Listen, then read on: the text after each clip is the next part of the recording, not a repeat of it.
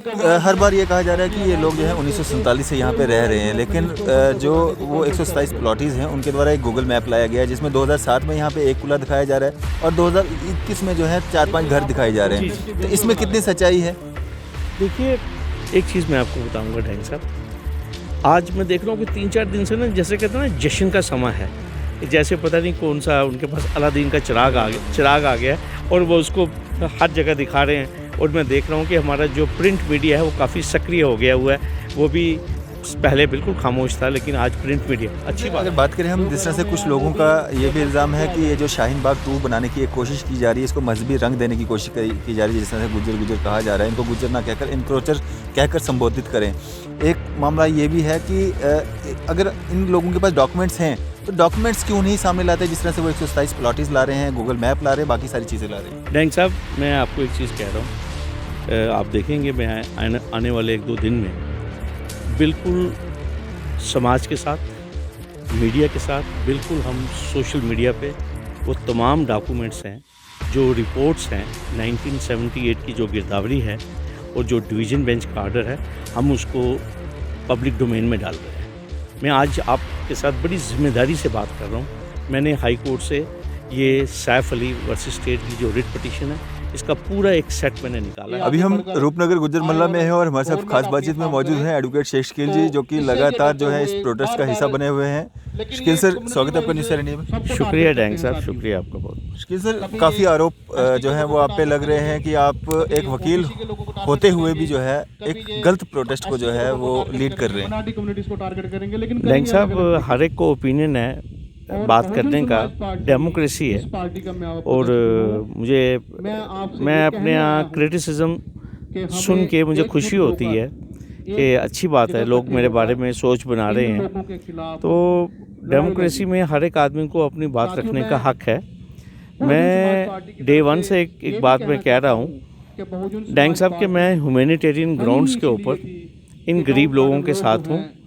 ये इनके राइट्स को कैसे सुरक्षित रखा जाए। जो लोग हैं, ये ट्राइबल्स हैं, नोमैड्स हैं, इनका एक अपना कल्चर है, इनकी एक अपनी सभ्यता है। इनको कॉन्स्टिट्यूशनल की जो गारंटीज़ हैं वो अवेलेबल हैं। अगर इनकी कोई पूछताछ होती तो उनके साथ ऐसा हाल नहीं होता। आप देखिए, अगर ये कोई पावरफुल लोग होते तो यहाँ पे इस तरह मंगोत्रा साहब जो हैं VCJD है, वो हिम्मत नहीं करते। मैं बार बार कहता हूँ कि जिस किस्म की जुर्रत, जिस किस्म की दलेरी VCJD ने जो यहाँ पे दिखाई है, वो दलेरी जो है वो शहर के बाकी हिस्सों में, जहाँ बड़े बड़े मगरमच्छ जिसे कहते हैं, जिस तरफ आप अक्सर मेरे इंटरव्यू करते रहते हैं, मैं उन पावरफुल लैंड माफिया का मैं नाम भी लेता रहता हूँ। तो अब अगर कोई मुझसे नाराज़ है इन गरीब लोगों की, इन गुजरों परिवारों की मदद करने के लिए, मैं उनकी नाराज़गी की मुझे परवाह नहीं है। मैंने जान अल्लाह ताला को देनी है, ठीक है। और दूसरी बात ये है कि ये लोग हैं, इनका तो कोई वकील नहीं बनेगा। हालांकि रविंदर रैना जी ने कहा कि मैं इनका सबसे बड़ा वकील हूँ, लेकिन कहाँ हैं? आज 23 दिन हो गए हैं, रविंदर रैना जी कहाँ पे हैं? ठीक है, वो उड़ी जा रहे हैं, पुंछ जा रहे हैं, जगह जगह जा रहे हैं, ठीक है। लेकिन यहाँ पे क्यों नहीं आए रविंदर रैना जी? ये लोग एटलीस्ट उनके साथ सहानुभूति करने के लिए रैना साहब आते यहाँ पे, या और बीजेपी के जो सीनियर लोग हैं वो यहाँ पे आते हैं, जो इनकी अक्सर बात करते हैं। तो अगर मैं इन गरीब लोगों के पास आया हूँ, मैंने कोई इनसे पैसा नहीं लिया हुआ, या इन्होंने मुझसे कोई वादा नहीं किया हुआ शकील साहब आपको ज़मीन दी जाएगी। प्योरली मैंने आपको कहा कि एक इंसानियत को, जो जिसको मैं धर्म मानता हूँ, इंसानियत सबसे पहले है। जिस जाबराना जालमाना तरीके से JD ने जो कार्रवाई की इन गरीब लोगों के ऊपर, मैं इसलिए इन लोगों के ख़िलाफ़ हूँ। इनकी इजहार हमदर्दी के लिए मैं यहाँ पे आता हूँ। और मैं बार बार यही एक चीज़ कह रहा हूँ कि इनको रिहेबिलिटेट करें, इनके मसले को हल करें, और मुझे कुछ नहीं लेना है। सर, जिस तरह से ये जो हम सवाल आपसे करेंगे, ये उन लोगों के हैं जो आपसे पूछ रहे हैं जी। वो कह रहे हैं कि आप बार बार इनको गरीब लाचार बता रहे हैं। जिन लोगों के पास, या जो लोग 100 कनाल ज़मीन को क्लेम कर रहे हैं, वो गरीब कहाँ से हुए? डैंग साहब, एक तो किसी गार्डन में खड़े होके, किसी एयर कंडीशन कमरे में, या किसी न्यूज़ पोर्टल के दफ्तर में बैठ के ये बात कह देना कि ये गरीब कैसे हैं, ये भू माफिया है। यहाँ पे 100 कनाल ज़मीन है, किसी ने आके यहाँ मेजर की, पूरे भारतवर्ष में किसी ने देखा यहाँ पे आके, किसी जेडीए के किसी अफसर के मुंह से ये बात सुनी आपने 100 कनाल? मैं आपको बड़ी रिस्पॉन्सिबिलिटी से ये चीज़ कह रहा हूँ कि यहाँ पे 41 या 42 कनाल से ज़्यादा ज़मीन नहीं है, लेकिन अब आप एक नैरेटिव को इस्टेब्लिश करेंगे, ठीक है। और कुछ लोग तो ये तक कह रहे हैं कि आप इनको गुज्जर क्यों कह रहे हैं। बिल्कुल, ये सवाल मैं पूछने वाला था। ठीक है, ये गुज्जर थोड़ी हैं। तो मैं उन लोगों को यही चीज़ कहता हूँ कि ज़रा बताएं तो सही ये लोग कौन है। अगर ये गुज्जर नहीं है तो फिर ये कौन है। और गुज्जर एक आइडेंटिटी है। मैं बार बार एक चीज़ कह रहा हूँ, अगर ये गुज्जर नहीं होते तो इनको शेड्यूल ट्राइब का स्टेटस नहीं मिलता। अगर ये गुज्जर नहीं होते तो इनको पॉलिटिकल रिजर्वेशन नहीं मिलती। तो बड़े अजीब से सवाल जो है ना, वो अब जब आपके पास आर्गूमेंट कोई ख़त्म हो जाता है तो फिर आप उसके बाद इस किस्म की बातें करते हैं। यहाँ कोई 100 कनाल जगह नहीं है, ये मैं आपको बता दूं। और उन लोगों की जानकारी के लिए मैं ये चीज़ बता देना चाहता हूँ कि जो इन्होंने 2015 में डैंग साहब रिट पटिशन फाइल की थी, जो इन्होंने रोशनी के तहत जो इन्होंने क्लेम की हुई है ज़मीन, वो 27 कनाल है। तो आप एक इतनी ज़ोर से एक चीज़ कह रहे हैं कि ये कौन से गरीब हैं और ये ज़मीन। अब वो दूसरी बात है कि जिस रिहायशी इलाके में ये बस्ती है, यहाँ आप क्योंकि डेवलप्ड एक रूपनगर एरिया है, लेकिन उसके बीच में ये गुज्जर मोहल्ला था। ये ज़मीन जो है सबको मालूम है कि 47 से पहले से इनके पास है। अगर अब इस ज़मीन की कीमत बढ़ गई है, लेकिन आप इनका लाइफस्टाइल देख लीजिए। आपने नहीं देखा होगा यहाँ गीज़र लगे हुए, आपने नहीं यहाँ देखा होगा टाइल्स लगी हुई, आपने नहीं देखा होगा यहाँ शानदार कंस्ट्रक्शन हुई। आप देख लीजिए जो इनकी रिहायशी जो इनके घर हैं जिनको गिराया गया, आप उसी से अंदाज़ा लगा लेंगे। और आज पिछले 22 दिन से जो सैफ अली है और जो उसके बाकी 6-7 भाई हैं, उनको और उनके परिवार को आपने दिखाया है। क्या आपको ये भूमाफिया नज़र आ रहा है? क्या आपको ये लैंड ग्रैबर्स नज़र आ रहे हैं? उन लोगों को नजर आ रहे हैं, उन लोगों को नज़र आ रहे हैं। क्यों? क्योंकि उनके पास जो चश्मा है ना, मुझे कहना नहीं चाहिए, उनके पास इंसानियत का चश्मा नहीं है। उनको जो चश्मा नज़र आ रहा है वो कहते हैं कि नहीं, ये लैंड ग्रैबर है। ठीक है, इंसानियत से अगर वो देखेंगे, मैं कह रहा हूँ बार बार, यहाँ पे आएँ, इन लैंड ग्रैबर से आके यहाँ पे मिले, फिर आपको पता चलेगा। आपको शर्मिंदगी होगी इनके घरों को देखकर, इनके लाइफस्टाइल को देखकर। फिर आपको पता चलेगा कि ये क्या भू माफिया है, क्या ये एनक्रोचर है, या ये एक मखलूक है अल्लाह ताला की। सर, हर बार ये कहा जा रहा है कि ये लोग जो है 1947 से यहाँ पे रह रहे हैं, लेकिन जो वो 127 प्लॉटीज़ हैं उनके द्वारा एक गूगल मैप लाया गया है जिसमें 2007 में यहाँ पे एक कुला दिखाया जा रहा है और 2021 में जो है 4-5 घर दिखाए जा रहे हैं। तो इसमें कितनी सच्चाई है? देखिए, एक चीज़ मैं आपको बताऊँगा डैंग साहब, आज मैं देख रहा हूँ कि 3-4 दिन से ना, जैसे कहते हैं ना, जश्न का समय है कि जैसे पता नहीं कौन सा उनके पास अलादीन का चिराग आ गया है और वो उसको हर जगह दिखा रहे हैं। और मैं देख रहा हूँ कि हमारा जो प्रिंट मीडिया है वो काफ़ी सक्रिय हो गया हुआ है। वो भी पहले बिल्कुल खामोश था, लेकिन आज प्रिंट मीडिया, अच्छी बात, डेमोक्रेसी है, freedom of speech and expression है। डैंग साहब, ये रिकॉर्ड की बुनियाद पे मैं आपसे बोल रहा हूँ कि 1978 में सबसे पहली बार इस परिवार की जो है गिरदौरी लगी है। कल्टीवेटिंग पोजीशन में जो है ये परिवार दिखाया गया 1978 में। फिर उसके बाद 1980 में इन्होंने करेक्शन ऑफ गिरदावरी की फाइनेंशियल कमिश्नर को दरख्वास्त दी, जिसमें फाइनेंशियल कमिश्नर रेवेन्यू ने रिपोर्ट मांगी तहसीलदार जम्मू से। उस रिपोर्ट में बिल्कुल साफ लिखा हुआ है कि इंक्वायरी करने के बाद, क्योंकि इन्होंने कहा था कि अब हमारी करेक्शन की जाए, ये गिरदौरियाँ जो हैं हमारी सादगी की वजह से, गुर्बत की वजह से 71 से नहीं लगी। उसमें जो तहसीलदार जम्मू की रिपोर्ट है उसमें साफ तौर पे लिखा है कि इस परिवार का जो है कब्ज़ा जो है 47 से पहले का है। और फिर ये लिखा है कि 47 में जब होलोकॉस्ट हुआ, जब शोर्श हुई, तो थोड़ी देर के लिए ये परिवार कहीं दाएं बाएं हो गया। फिर जो ही नॉर्मलसी हुई, दोबारा 47 के बाद ये परिवार जो है यहाँ पे आ गया। They have been cultivating on this land. अब आप गूगल इमेज से ये कहेंगे कि वहाँ पे सिर्फ 2 कुल्ले दिखाए जा रहे हैं। कुल्ले दिखाए जा रहे हैं ना। और सबसे बड़ी बात है कि इनका पोजेशन जो है वो अनडिस्प्यूटेड है इस लैंड के ऊपर। पोजेशन जो है वो तो 1978 की गिरदौरी जो है वो बिल्कुल ऑन रिकॉर्ड है, उसको आप कैसे डिनाई करेंगे? तो लिहाजा देखिए, एक नैरेटिव बिल्ड करने की कोशिश की जा रही है कि ये एनक्रोचर है। मैंने आपको बार बार कहा, ये एनक्रोचर होते, ये लैंड माफिया होते, ये लोग क्रिमिनल्स होते। मैं कभी भी इनकी सहायता के लिए नहीं आता। आपको पता है, मैं भू माफिया के खिलाफ डट के लड़ता हूँ, डट के बोलता हूँ, उनके खसरे नंबर मेंशन करता हूँ, उनकी वल्दियत मेंशन करता हूँ और उनके नाम लेता हूँ, ठीक है।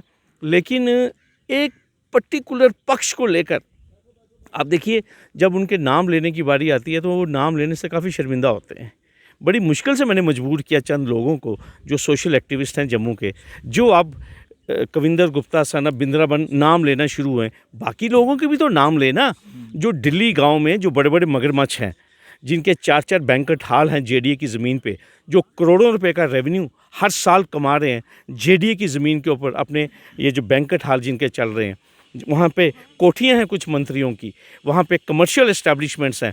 156 कनाल ज़मीन है डैंग साहब दिल्ली गांव में, खसरा नंबर 781 मार्बल मार्केट में।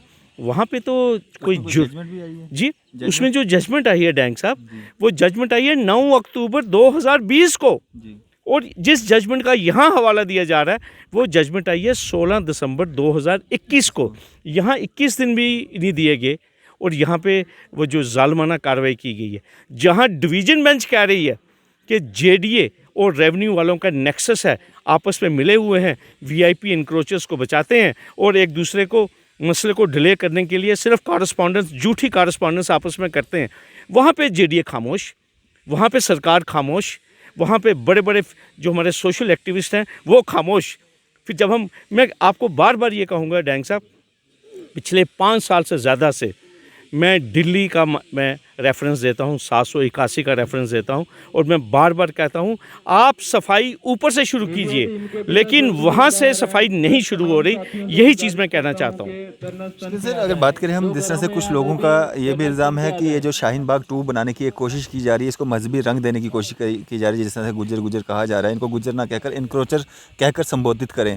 एक मामला ये भी है कि अगर इन लोगों के पास डॉक्यूमेंट्स हैं तो डॉक्यूमेंट्स क्यों नहीं सामने लाते, जिस तरह से वो 127 प्लॉटीज ला रहे हैं, गूगल मैप ला रहे हैं, बाकी सारी चीज़ें ला रहे हैं। डैंग साहब, मैं आपको एक चीज़ कह रहा हूँ, आप देखेंगे मैं आने वाले 1-2 दिन में बिल्कुल समाज के साथ, मीडिया के साथ, बिल्कुल हम सोशल मीडिया पे वो तमाम डॉक्यूमेंट्स हैं, जो रिपोर्ट्स हैं 1978 की जो गिरदावरी है और जो डिवीज़न बेंच का आर्डर है, हम उसको पब्लिक डोमेन में डाल रहे हैं। मैं आज आपके साथ बड़ी ज़िम्मेदारी से बात कर रहा हूँ। मैंने हाई कोर्ट से ये सैफ अली वर्सेस स्टेट की जो रिट पिटीशन है, इसका पूरा एक सेट मैंने निकाला है और मैं बड़ी ज़िम्मेदारी से आपसे मैं शेयर कर रहा हूँ। 1978 में सैफ अली जो है और उनके पिताश्री, इनका पूरा परिवार, they have been shown in cultivating possession of this land, जहाँ पे हम इस वक्त हम बैठे हुए हैं। अगर राई बाई कर रहे थे वो लोग, कल्टीवेट कर रहे हैं, और 78 में इनका पोजेशन रिकॉर्डेड है, आप इनको इनक्रोचर कह सकते हैं, आप इनको लैंड ग्रैबर्स कह सकते हैं, जिनका पोजेशन जो है वो 1978 का है।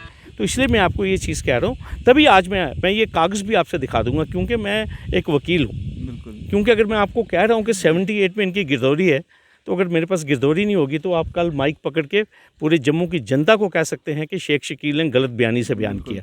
मैं आपको कह रहा हूँ कि जो फाइनेंशियल कमिश्नर रेवेन्यू के पास सेहत अंदराज करेक्शनल गिरदावरी की जो उन्होंने एप्लीकेशन दी, उसमें जो तहसीलदार जम्मू की रिपोर्ट है कि उन्होंने इस पूरे इलाके में छानबीन करने के बाद गांव पलोड़ा में जो रिस्पेक्टेबल लोग हैं, जो इन्हेबिटेंट्स हैं, उनसे इंक्वायरी करने के बाद इस नतीजे पर पहुंचे हैं कि इस फैमिली का जो पोजीशन है 47 के बाद का है। हमारा जो पॉइंट है, यही पॉइंट मैं आपसे इस्टेब्लिश करना चाहता हूं कि अगर जेडीए कह रही है कि ये ज़मीन हमारी है, तो जेडीए का पोजीशन कहाँ था?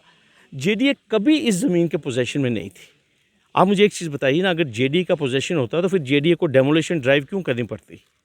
सर, इसमें सवाल ये भी है कि अगर डॉक्यूमेंट्स सारे हैं, प्रूफ ये भी है कि ये 1978 में जिस तरह से आप कह रहे हैं कि इनका गिरदौरी है, फिर कोर्ट से अगर कोई फैसला आ भी गया था, रिव्यू पिटीशन भी डाल सकते थे या नेक्स्ट कोर्ट को हम अप्लाई कर सकते थे, प्रोटेस्ट ही क्यों? देखिए, आपने बड़ा अच्छा सवाल किया डैंग साहब।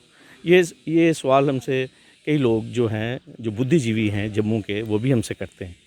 आप देखिए, अभी फैसला 16 दिसंबर 2021 को आया। जी। आप देख लीजिए, मुझे लगता है अब 1 महीने से ज़्यादा हो गया होगा। अभी तो ये एग्जामिन कर रहे थे कि अब ये कौन सी लीगल रेमेडी जो है इनको परस्यू करती हैं। They were in touch with their legal team, और आपको पता है कि बड़े एमिनेंट लॉयर हैं एमआर कुरैशी साहब, जो इनके वकील हैं, ठीक है, उन्होंने तो इनके कागज़ भी कुछ तैयार करके रखे हुए थे। लेकिन इन द मीन टाइम आप देख लीजिए कि 11 जनवरी को जिस तरीके का इन्होंने आर्बिट्रेरी एक्शन किया, तो सारा फोकस आप मुझे बताइए, अब ये वकीलों के पीछे भागें या ये प्रोटेस्ट करें या अपनी ज़मीन का जो पोजेशन है इसको संभाल के रखें। Definitely they are contemplating to take and have recourse to legal remedy, लेकिन अब तो इनका मामला जो है वो पब्लिक डोमेन में चला गया है, जनता की अदालत में चला गया है।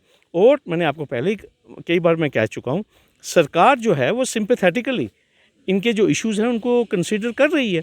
मैंने आपको पहले भी बताया था कि 19 जनवरी को एसडीएम नॉर्थ के ऑफिस में फर्स्ट राउंड ऑफ टॉक्स हो चुका है। जो रिटन चार्टर ऑफ डिमांड्स है वो एलजी इंतज़ामिया तक पहुंच चुका है। और आपको मालूम है कि लेफ्टिनेंट गवर्नर साहब ने अपने 26 जनवरी के जो उनका जो खिताब था यूटी के अवाम को, उसमें एलजी साहब ने पूरी सॉलिडारिटी एक्सप्रेस की इनके साथ। उन्होंने अफसोस का इजहार किया जो जुल्म इनके साथ हुआ, और साथ में उन्होंने ये भी कहा कि वो इंश्योर करेंगे कि दोबारा इस किस्म के वाक़यात जो हैं वो जम्मू कश्मीर में ना हों। और साथ में एलजी साहब ने ये भी कहा कि किसी को भी इसका सियासी फ़ायदा जो है वो नहीं उठाने दिया जाएगा। तो इसका मतलब ये है कि सरकार जो है वो सिंपैथेटिकली, जिसे कहते हैं ह्यूमैनिटेरियन ग्राउंड्स पे, कंपैशनेट ग्राउंड्स के ऊपर इनके जो पेक्यूलियर सिचुएशन है, जो इनके पेक्यूलियर फैक्ट्स हैं, या तो देखिए मैं आपको बताऊँ, अगर ये भू माफिया होता है तो आप यहाँ पे देखते कोई कमर्शियल कंस्ट्रक्शन या कोई कमर्शियल कम्प्लेक्स आपने देखने थे, आपने यहाँ बड़ी बड़ी गाड़ियाँ देखनी थी फॉर्च्यूनर, ठीक है, और आपने देखने थे इन लोगों के पास कोई 1.5 लाख के मोबाइल देखने थे, आप यहाँ पे शार्प एज्ड वेपन्स देखते, यहाँ पे रिवॉल्वर्स देखते। आप देखिए तिरंगा लगा के टेंट के नीचे, आसमान के नीचे ये लोग बैठे हैं और अपने लोगों से, समाज से ये गुहार लगा रहे हैं कि हम वो कौम हैं जो नेशनलिस्ट कौम है, जिसने हमेशा तिरंगे का साथ दिया है, जिसने हमेशा भाईचारे का साथ दिया है। आज चंद लोग जो इनके इस प्रोटेस्ट से परेशान हो गए, घबरा गए, उन्होंने कहा यार ये तो बड़ी गलत बात होगी। तो अल्टीमेटली उनके पास एक ही विकल्प बचा था कि किसी तरीके से इसको शाहीन बाग ब्रांड कर दिया जाए, किसी तरीके से इस एजिटेशन को कम्युनल ब्रांड कर दिया जाए। और आप मुझे बताइए, आज 22-23 दिन से यहाँ पे लोग तकरीरें कर रहे हैं, यहाँ पे हिंदू भी आ रहे हैं, यहाँ पे मुस्लिम भी आ रहे हैं, यहाँ पे ईसाई भी आ रहे हैं, और आप जैसे मीडिया कर्मी भी आ रहे हैं। आप मुझे बताइए, आपने कोई यहाँ पे कोई भड़काऊ भाषण या कोई जोशीली बात किसी को, यहाँ पे नारा क्या लग रहा है, हिंदू मुस्लिम सिख इत्तेहाद जिंदाबाद जिंदाबाद, एलजी एडमिनिस्ट्रेशन होश में आओ, होश में आओ, ये यहाँ पे नाराबाजी हो रही है। और ज़्यादा से ज़्यादा जेडीए मुर्दाबाद। आप मुझे बताइए, क्या ये शाहीन बाग बन गया? किसकी ट्रैफिक हमने रोकी हुई है? क्या आपने देखा कि कोई पब्लिक मूवमेंट हमने कर्टेल की हुई है? ऐसी कोई बात नहीं है। बाकी दे आर वेलकम। मैं आपको कहूँगा क्रिटिसिज्म जो है वो डेमोक्रेसी का एक हिस्सा है, डाइसेंट इसेंस है डेमोक्रेसी का, उनको पूरा अधिकार है। मैंने आपको कहा मुझे बिल्कुल भी कोई घबराहट नहीं है, ना यहाँ किसी को घबराहट, या तो होना किसी की नीयत ख़राब हो, या तो होना कि मुझे कोई किसी से सर्टिफिकेट लेना है कि मैं भू माफिया। अगर मैं हूँ भू माफिया तो ठीक है, मैं भू माफिया हूँ, आप इस्टेब्लिश कर दीजिए मैं भू माफिया हूँ, या मैं उनका सपोर्टर हूँ भू माफिया का। लेकिन मैं रिस्पॉन्सिबिलिटी से कह रहा हूँ, ये लोग, आप इनको भू माफिया के साथ इक्वेट नहीं कर सकते। ये गरीब लोग हैं, मैं फिर कहूँगा, ये मस्कीन लोग हैं, ये अंडर प्रिविलेज लोग हैं, और इनको लोगों की सहायता की ज़रूरत है। शकील सर, अब जो नई डेवलपमेंट जो देखने को मिल रही है, रेवेन्यू के लोग यहाँ पे आ रहे हैं, कोई पैमाइश कर रहे हैं, जेडीए की तरफ से कुछ लोग आ रहे हैं, वो यहाँ पे देख के जा रहे हैं कितना नुकसान हुआ है, क्या सारी बातचीत हो रही है?